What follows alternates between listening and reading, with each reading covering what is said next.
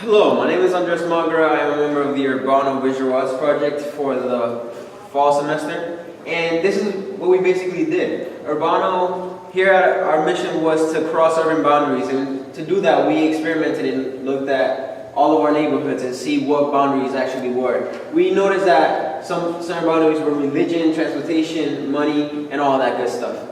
I'm here to explain to you what we did during the semester. Now, if we move on to Grove Hall,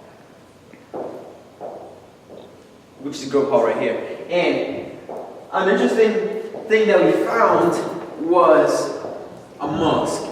And a mosque is a Muslim church. And if we look and think back about urban boundaries nowadays, religion actually is an urban boundary. And that's a boundary because a lot of people tend to interact with people of their own race and ethnicity. And the reason because of that is because people tend to self-segregate themselves. And mosques in Boston are actually rare. So it was interesting that we found that. Okay, so I'm Anthony Pagan, and in Jamaica Plain we visited Spontaneous Celebrations, a community center there in the JP area.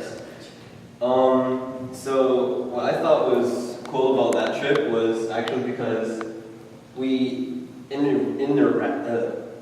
interacted with someone from the community. His name was Mark. He was a stranger to all of us, except for one of the team members, which works a lot in the community center. That's why they know each other.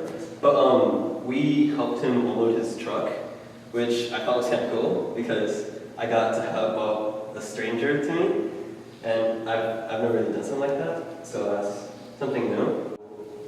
Now, how exactly did y'all choose the items y'all found? Well, we were on a mission. And that mission was to grab anything that intrigued you, something that was appealing while we were on the visit. And we actually grabbed a whole lot of voting stickers and some cigarettes. And now, it's funny to say that we actually grabbed cigarettes, but it's part of the neighborhood because there were a lot of cigarettes there, and it shows that a lot of people smoke there. Not necessarily that it's what people should recognize Rosendale for, but it's an interesting artifact that we found. Interesting. Thank you.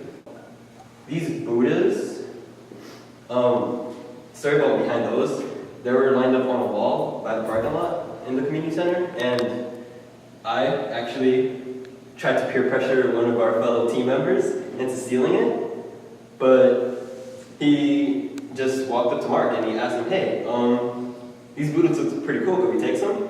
And Mark just simply said, yeah, actually I'll give you two. And that taught me that instead of just taking something that doesn't even belong to you, you should just ask them. Maybe they'll give it to you. Hi guys, I'm Emily. I'm the host of Mission Park.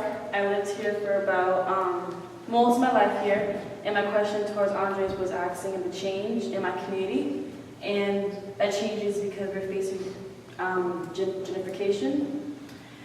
And it's a process where I believe what I've seen is when over time, when people or when a higher group comes in with more wealth or money, they kind of like the community changes, as in like the buildings, like they change the atmosphere, they change the cost of standard of living, and they kind of push the people out from the lower class who cannot succumb to such expectations.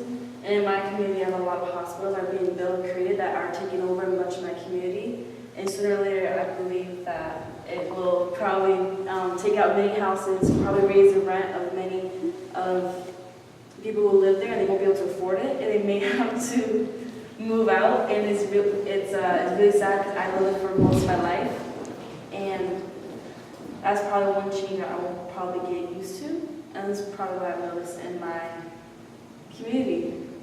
And out of this program, like, I've learned to really just get out of my comfort zone and visit other communities and just visit places you've never been before. Don't be scared to try something new. And that is what we did here at Urbano.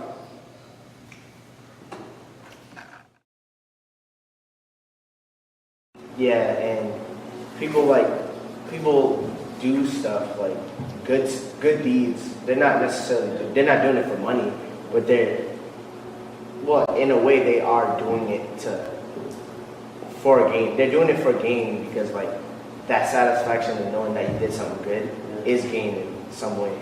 So it's not necessarily always bad, but it's like just human nature to always want something.